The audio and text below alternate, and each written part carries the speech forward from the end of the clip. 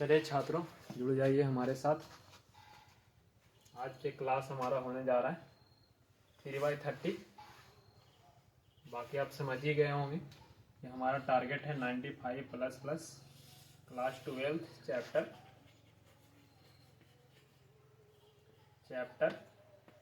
04, यानी कि 4 number chapter, जो कि डिटर्मिनेंट्स है, सारणिक के रूप में हम अध्ययन करेंगे। पिछले क्लास में हम आपको बताए होंगे अवयव मैट्रिक्स। तो अवयव जो है और सारणिक जो है वो दोनों एक दूसरे से कुछ कुछ मिलता जुलता है। दोनों का प्रॉपर्टी कुछ कुछ सेम है, कुछ कुछ अलग है। क्या क्या अलग है उसी पे हम आज डिस्कस करेंगे, और इसी के महत्वपूर्ण जो पॉइंट रहेंगे, महत्वपूर्ण बिंदु रहेंगे, वो नोट डाउन करते रहेंगे और आप लोग ध्यान देंगे, थोड़ा ध्यान से समझेंगे, ठीक है ना। तो समय ना गवाते हुए हम अपने सिलेबस की ओर चलते हैं। सारणिक में सबसे पहला प्रश्न जो आने वाला है आपको, मैट्रिक्स की तरह कोटि इसमें भी होते हैं, रो इसमें भी होते हैं, कॉलम इसमें भी होते हैं। हर लिखावट में ये होती है कि वहाँ बड़ी ब्रैकेट के रूप में दिखती थी और यहाँ मॉड के रूप में दिखे। लेकिन ध्यान रहे कि मॉड के रूप में दिखेगा वो तो अच्छी बात है, पर अवयव, हर अवयव जो है वो सारणिक नहीं बन सकता है, क्योंकि अवयव और सारणिक में एक विशेष फर्क सबसे महत्वपूर्ण ये है कि सारणिक हमेशा वर्ग अवयव होता है। मतलब इसमें रो और कॉलम की संख्या हमेशा बराबर होती है। 2 रो 2 कॉलम या 3 रो 3 कॉलम, ऐसा नहीं हो सकता 2 गो रो और 3 गो कॉलम, गलत हो जाएगा। ओके, तो आप इस चीज पे एकदम बिल्कुल ध्यान देंगे। अगर हम ऐसे लिख दिए बुआ 2 3 1 3 2 5, तो समझ लीजिए गलत लिखा हुआ क्वेश्चन है, वो क्वेश्चन गलत है, बिल्कुल गलत है। सारणिक जो होता है एक वर्ग अवयव होता है। क्या होता है? वर्ग अवयव। वर्ग का अर्थ है लंबाई चौड़ाई बराबर हो, तो जितने रो उतने ही कॉलम। बोलेंगे जितने रो उतने ही कॉलम।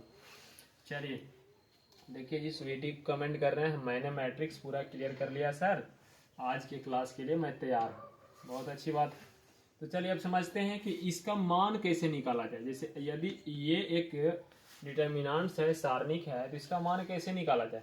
इस प्रकार से देगा, ध्यान दीजिएगा। मैट्रिक्स में ए लिखता है, पर डिटर्मिनेंट्स में इसी ए को त्रिभुज से विस्थापित कर दिया जाता है।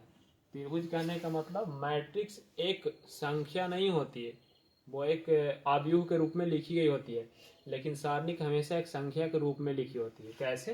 तो इसका मान निकाल करके सोल्व करना होगा। जैसे अगर मैट्रिक्स में हमसे पूछे ए प्लस बी क्या होगा, तो ए प्लस बी निकालते थे, मैट्रिक्स ही आंसर होता था। पर सारणिक में ऐसा नहीं है। अगर ए प्लस बी पूछ रहा है तो उसको सोल्व करने के बाद आपको आंसर ला के बताना पड़ेगा, जो एक हमेशा संख्या के रूप में आएगा। किसके रूप में? संख्या के रूप में। अब सोल्व कैसे करते हैं? तो अगर 2 रो और 2 कॉलम वाला रहा तो सिंपल संख्याएं हैं, ऊपर से नीचे गुना करेंगे और नीचे से ऊपर गुना करेंगे। लेकिन ऊपर से नीचे गुना करेंगे तो प्लस में रहेगा, नीचे से ऊपर गुना करेंगे तो आगे माइनस लगाएंगे। 4 गुना 3 कितना? 12। तो 2 में 12 का आंसर हो जाएगा -8, सॉरी -10। क्या हो जाएगा? -10। ओके, डन है। चलिए एक देख लेते हैं 3 गो वाला, ठीक है, तो वो भी ठीक रहेगा। 3 2 1 1 0 5 2 9 0। ओके, चलिए सॉरी ये गलत है, ऐसे नहीं लिखा जाएगा, इस चीज पे ध्यान दीजिएगा। इसमें देखिए 3 रो और 3 कॉलम है, 3 रो और 3 कॉलम है। अगर किसी संख्या का एड्रेस पूछे तो बिल्कुल मैट्रिक्स की तरह आपको बताना है। ये 5 है, पहला रो में नहीं, दूसरा रो में हाँ, तो 2, पहला कॉलम नहीं, दूसरा कॉलम नहीं, तीसरा कॉलम हाँ, तो 5 का जो एड्रेस है दूसरा रो के तीसरा कॉलम है, दूसरा रो के तीसरा कॉलम है। Okay, done. चलिए तो अब इसको सोल्व कैसे करेंगे। तो किसी भी सारणी को सोल्व करने के लिए तरीके तो बहुत सारे हैं, जैसे आपको मर्जी वैसे बना सकते हैं। बस हम कंडीशन ये बताना चाह रहे हैं आपको कि अगर जल्दी से सोल्व करना है तो आप उस रो या उस कॉलम पे खड़ा होकर सोल्व करें जिधर जीरो ज्यादा मिले, जिधर जीरो ज्यादा मिले। तो चलिए हम जिधर ज्यादा जीरो है उस पर हम ध्यान देते हैं, उस पर हम ध्यान देते हैं। अगर हम ऐसे सोल्व करें तो भी सही, ऐसे करेंगे तो भी सही, पर ज्यादा जीरो किधर दिख रहा है? इधर एक है, किधर एक है। चलिए इसी से सोल्व कर देते हैं। तो इस पे हम खड़ा होकर सोल्व करेंगे तो सबसे पहले एक पे खड़ा होंगे तो एक लिखेंगे, क्या प्लस या माइनस, प्लस माइनस से कंडीशन कल सिखाए थे। क्योंकि इसका एड्रेस है पहला रो तीसरा कॉलम, तो 3 1 4 तो प्लस में रहेगा। उसके बाद ब्रैकेट, इसके सामने एक कट जाता है, एक कट जाता है, कट जाएगा तो 1 गुना 9, जैसे यहाँ पे किए थे। एक काम करते हैं ना, पहले लिख लेते हैं एक क्वेश्चन में तो बड़ा आसान हो जाएगा। इंटू में ऐसे लिखते हैं 1 0 2 9। ओके, आप खड़ा होंगे 5 पे, तब 5 का जो कोटि है देख लो, 2 3 2 3 5, तो -5 लिखाएगा। अगर 5 पे खड़ा हो जाएगा तो ई कट जाएगा, ई कट जाएगा। 5 पे खड़ा होंगे तो ई कट जाएगा, ई कट जाएगा, बचेगा 3 2 2 9, 3 2 2 9। ओके, चलिए अब 0 पे खड़ा होंगे तो क्या बचेगा, तो ये कट जाएगा, ये कट जाएगा, ये सब बच जाएगा, ये कट जाएगा, ये कट जाएगा, 3 2 1 0, 3 2 1 0। अब इसको आराम से सोल्यूशन करना है।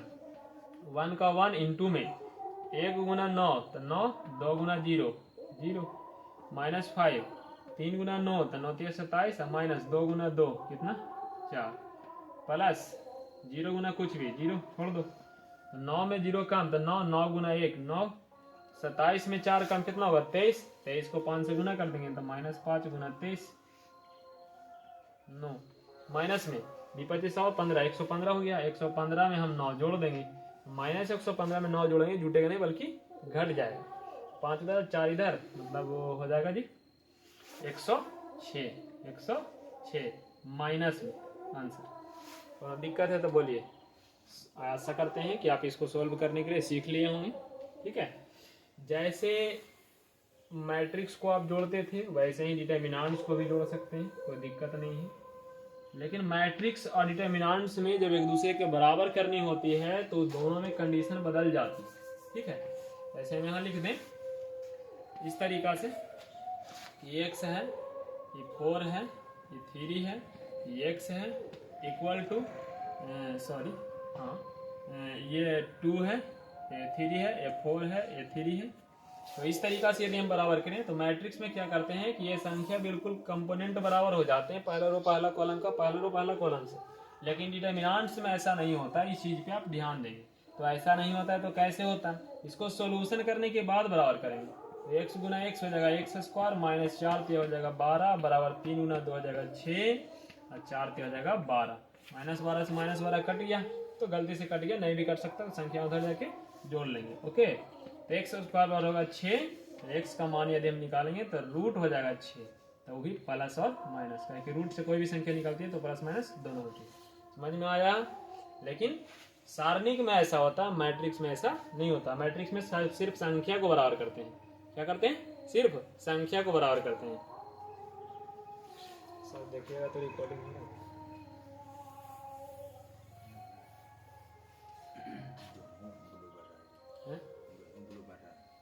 तो दिक्कत है का। चलिए आगे देखते हैं साथियों, सारणिक में अब बात करते हैं सारणिक के कुछ गुण। सारणिक के कुछ गुण, पहला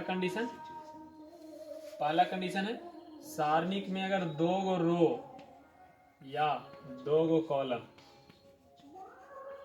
समान हो, क्या हो, समान हो, तो मान क्या होता है, मान क्या होता है उसका बताएंगे। दूसरा, सारणिक में ऑपरेशन कैसे करते हैं। तीसरा,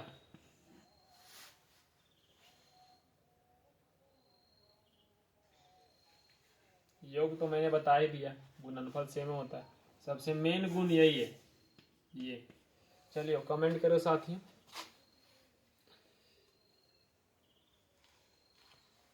ठीक है ठीक है जी। पूजा बोल रही है कि 2 कॉलम समान रहता है, तो आज की क्लास में पढ़ाया गया था कि इसका मान 0 हो जाता है। क्या हो जाता है, 0 हो जाता है।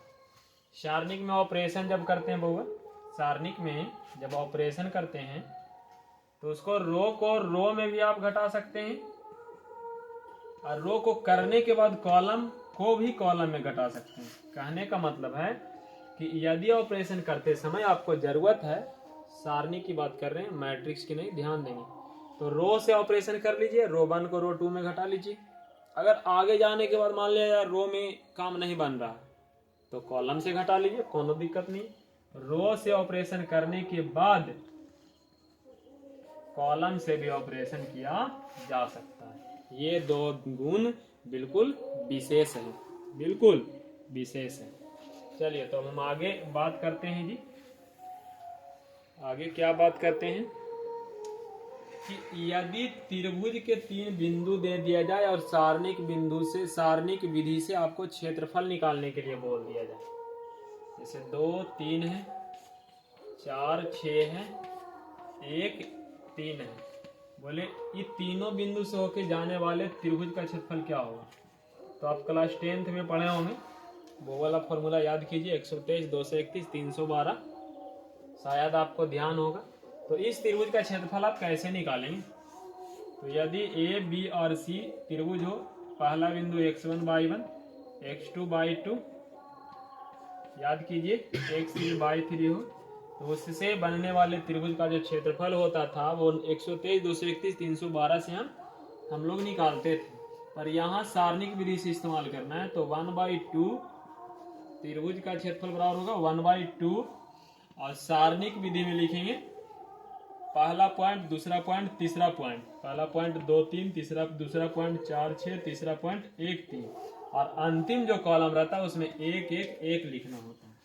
चलिए इसको सोल्व करेंगे, आंसर आ जाएगा साथियों।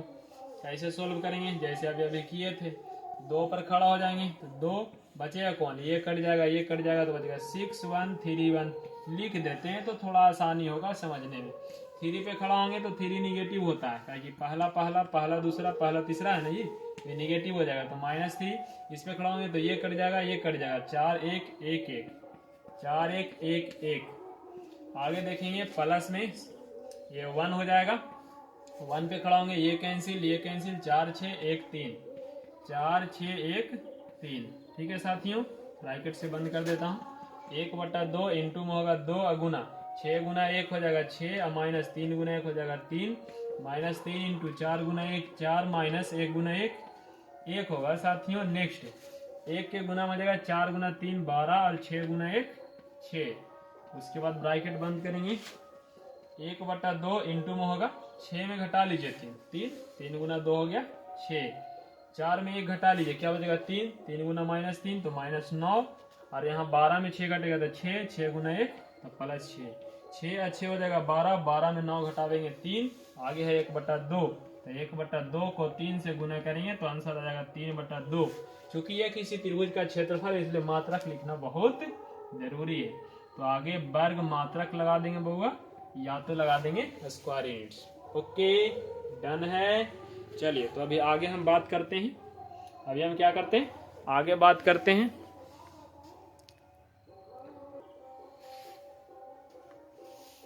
चलिए साथियों आगे स्टार्ट करने जा रहे हैं, क्या उप सारणिक और सहखंड। नेक्स्ट जो टॉपिक है इसमें सारणिक में वो माइनर एंड कोफैक्टर को है, माइनर एंड कोफैक्टर।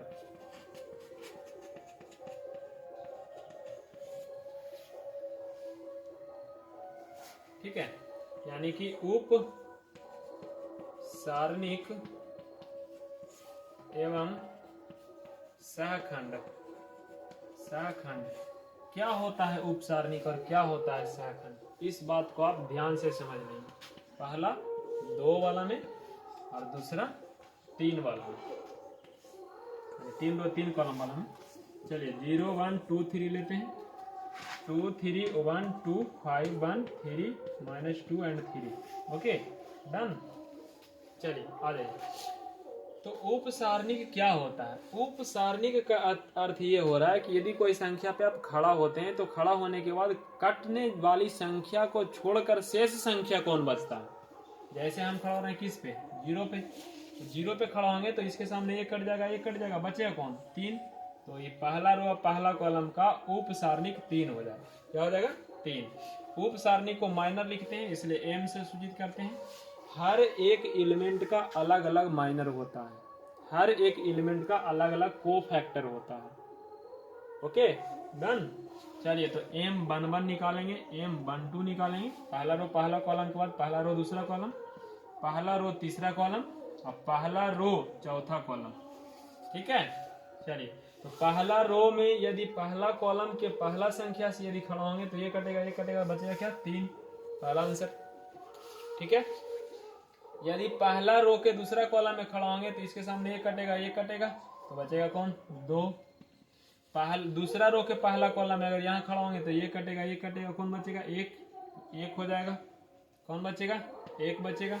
उसी के साथ पहला रो के टू ना होगा, दूसरा रो के पहला कॉलम होगा, दूसरा रो के दूसरा कॉलम होगा। दूसरा रो के दूसरा कॉलम में यदि 3 पे खड़ा होंगे तो ये कटेगा तो बचेगा कौन, 0, कौन बचेगा, 0। अब बात करते हैं सहखंड की। सहखंड कुछ अलग नहीं है, वो एक माइनर ही होता है, लेकिन उसमें फर्क सिर्फ इतना किया जाता है, उसके चिन्ह को उसकी कोटि के उसके एड्रेस के अनुसार बदल दिया जाता है।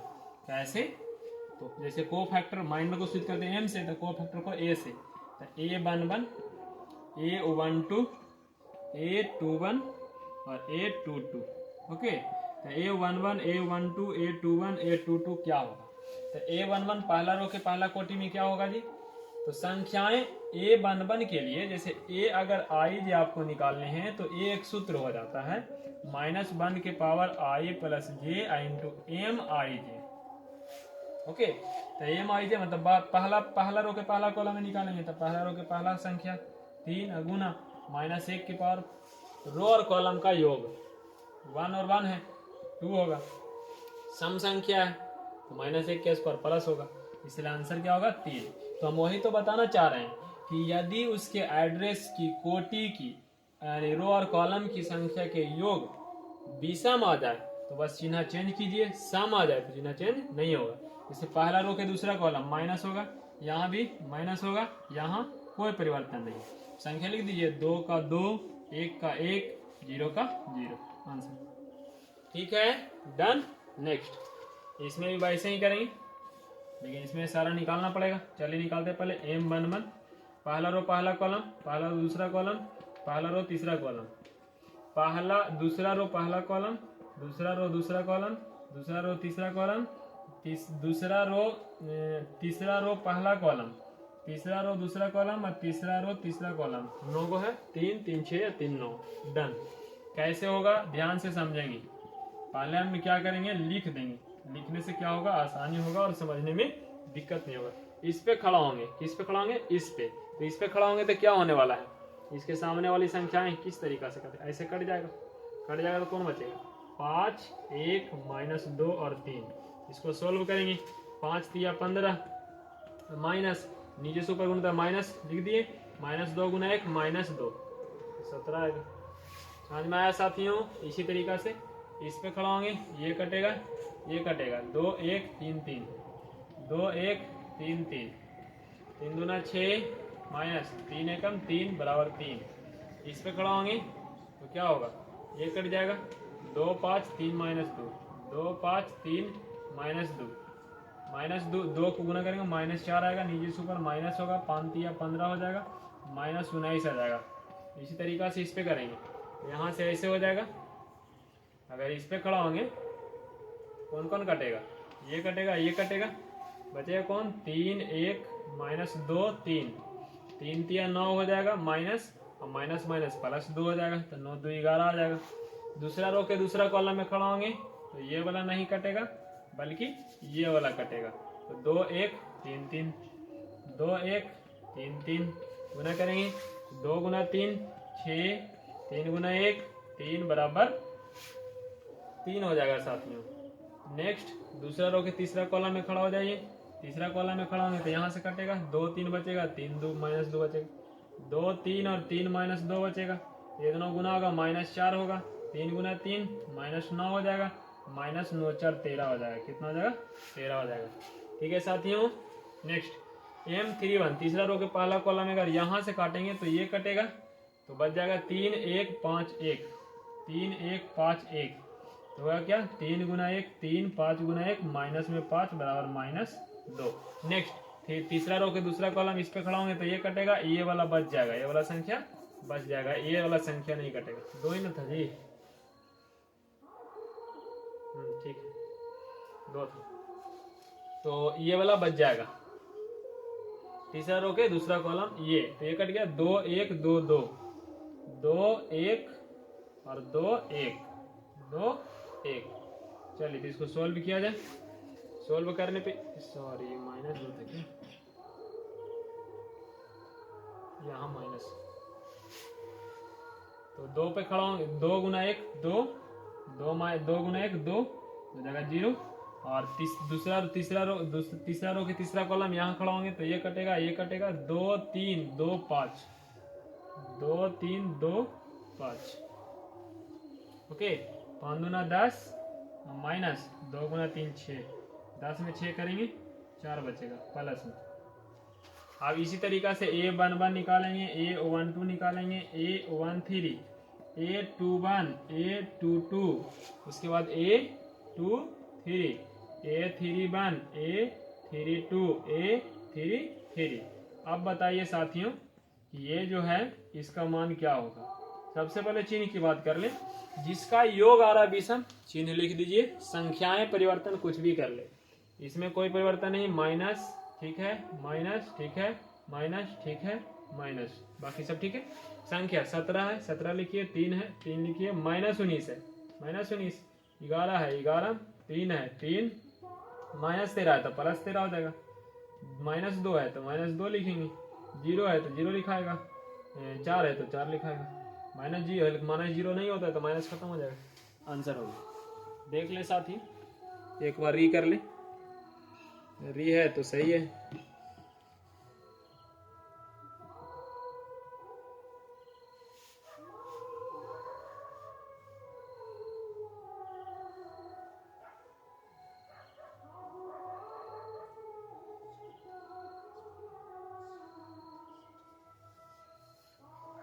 हो गया।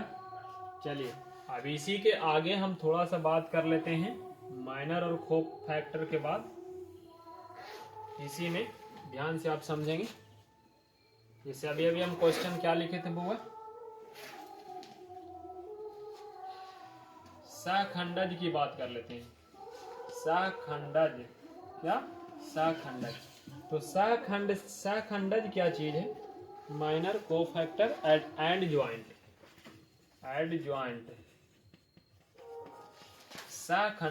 सहखंडज में क्या होता है कि सहखंडज किसी संख्या का नहीं बल्कि पूरे मैट्रिक्स का होता है। क्या होता है, पूरे मैट्रिक्स का होता है। तो उस पूरे मैट्रिक्स का सहखंडज कैसे निकाला जाता है। सहखंडज निकालने के लिए पहले सहखंड कोफैक्टर निकालना पड़ेगा। जैसे कि हमने निकाला, कोफैक्टर से एक मैट्रिक्स बना लिया जाए। जैसे कोफैक्टर है तो इससे मैट्रिक्स बना लिया जाए। ए का सहखंड अवयव क्या होगा, तो ये ए का सहखंड अवयव हो जाएगा बउआ, क्या हो जाएगा, A11 3, A12 -2 -1 एंड 0। अब इसी का जो ये ए का सहखंड से जो अवयव बना उसका ट्रांसपोज निकाल दिया जाए तब होता है सहखंडज। ध्यान से, सहखंडज क्या होता है, ए के सहखंड से बने अवयव का परिवर्त क्या कहलाता है, सहखंडज कहलाता है। डन। चलिए जैसे इसको निकाल करके हम दिखाते हैं। ए का सहखंड अभी निकाले थे, उसकी सहायता से मैंने अवयव बना लिया। अब इसका सहखंडज निकालते हैं। Adjoint of A that is equal to, इसका परिवार ट्रांसपोज, रो को कॉलम बना दीजिए, 3 -2 -1 0। डन। ठीक है, इसमें संख्या परिवर्तन और इसमें होता है रो परिवर्तन, सॉरी चिन्ह परिवर्तन। संख्याएं सेम रह जाती है। ओके, क्वेश्चन के अनुसार आप मिला सकते हैं। बाकी आप इसको ध्यान से समझ ले, इसके आगे मैं बात करता हूं।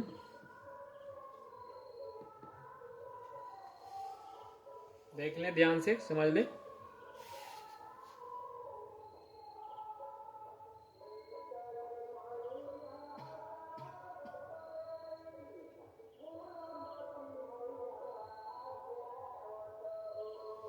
ठीक है साथियों, एक क्वेश्चन लेते हैं जिसका इनवर्स निकाल के देखते हैं, प्रतिलोम।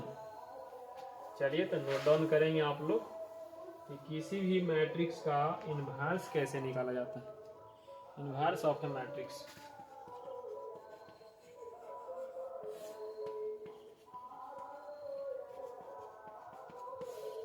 ठीक है, सबसे पहले मैट्रिक्स का इन्वर्स निकालने के लिए आपको इस चीज पे ध्यान देना पड़ेगा।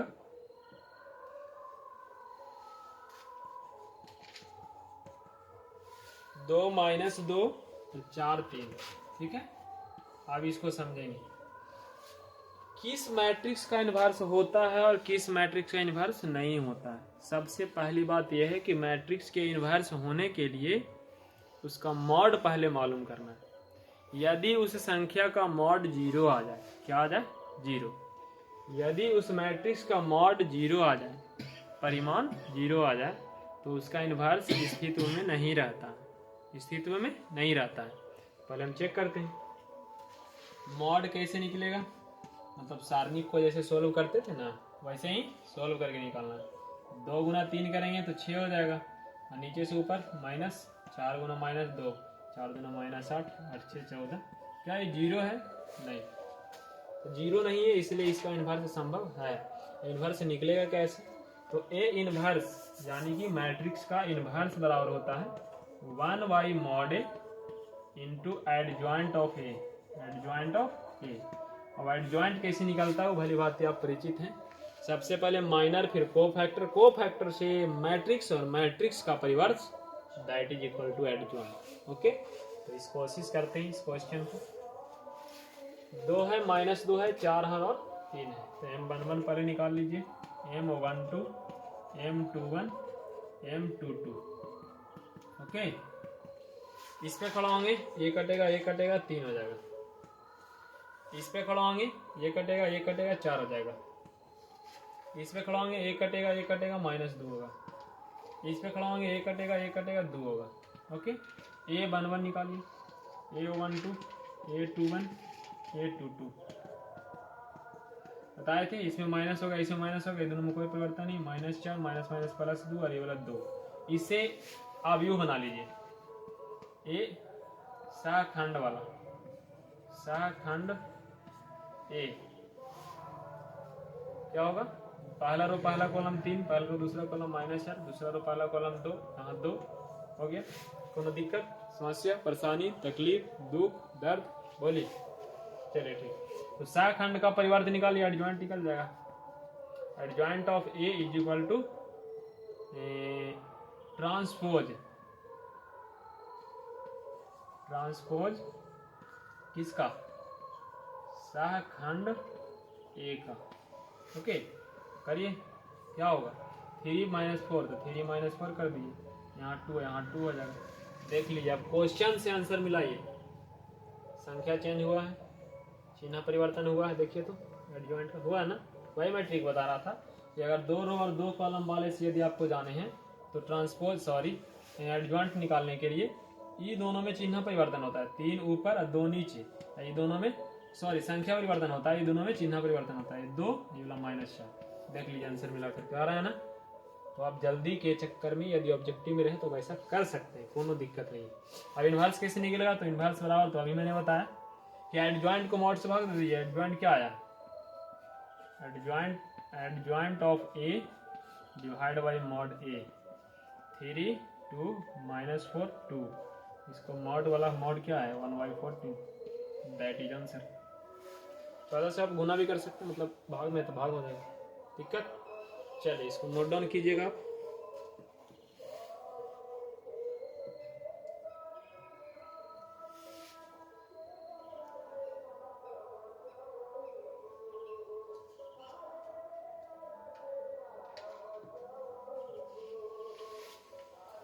हो गया? चलिए साथ में अब सीखते हैं सारणिक विधि से 2 चर वाले रैखिक समीकरण का सॉल्यूशन। रैखिक समीकरण का सॉल्यूशन कैसे करते हैं? एक क्वेश्चन लेते हैं। x + 2y = 3 = 2 और 2x + 3y = 3। 2x + 3y = 3। चलिए इस प्रश्न को सोल्व करते हैं आराम से। इस प्रश्न में है क्या क्या?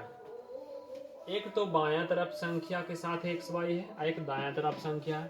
तो सबसे पहले दिए गए समीकरण को ए एक्स इक्वल टू बी के रूप में लिखिए और एक्स बराबर ए को उधर भेजिए, ए इनवर्स बी लिखिए, वहीं से आपका आंसर आएगा। ओके डन, चलिए तैयार हो जाइए। यहाँ एक है तो 1 2 2 और 3 ये पहला मैट्रिक्स हो गया। अब इसके साथ इसको समीकरण के रूप में कैसे लिखेंगे ताकि गुना करें और हमारा समीकरण भी आ जाए। तो एक्स और वाई को कॉलम के रूप में, एक्स और वाई देखिए गुना कैसे करते हैं, पहला रो को पहला कॉलम से, 1 एक्स में 2 वाई में, एक्स वाई आ रहा कि नहीं।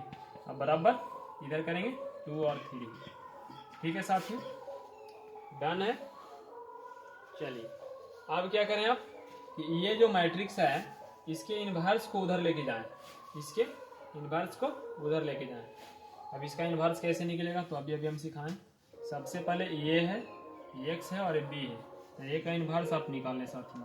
ए का inverse equal to mod of A that is adjoint of A. Okay, adjoint कैसे निकलेगा अभी अभी बताए थे कि सबसे पहले इसको को फैक्टर बना लो।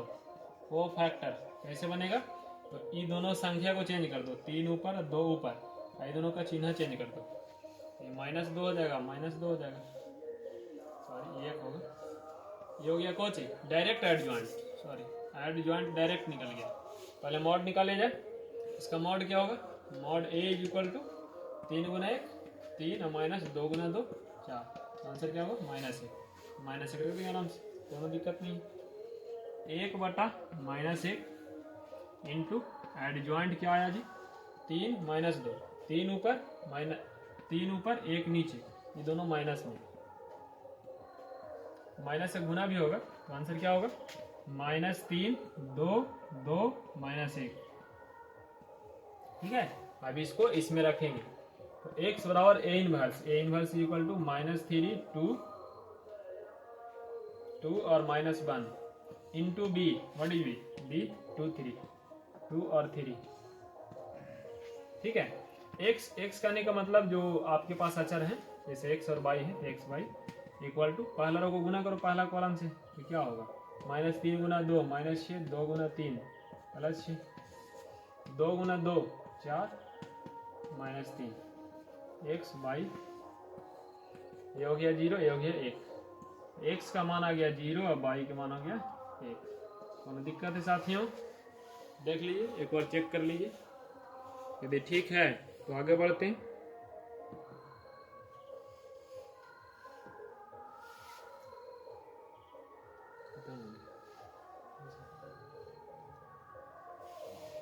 ठीक है, हो गया।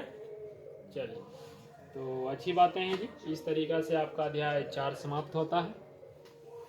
आप हमसे जुड़िए और जुड़ करके ये क्विक रिवीजन वाले जो क्लास है 3 डेज बाई 30 डेज के क्लास में आज तीसरा दिन था, आप इसे जुड़े और ज़्यादा से ज़्यादा लाभ लें मेरे और मेरे मित्र रजनीश सर के साथ, इंग्लिश मैन। ठीक है साथियों, बाय।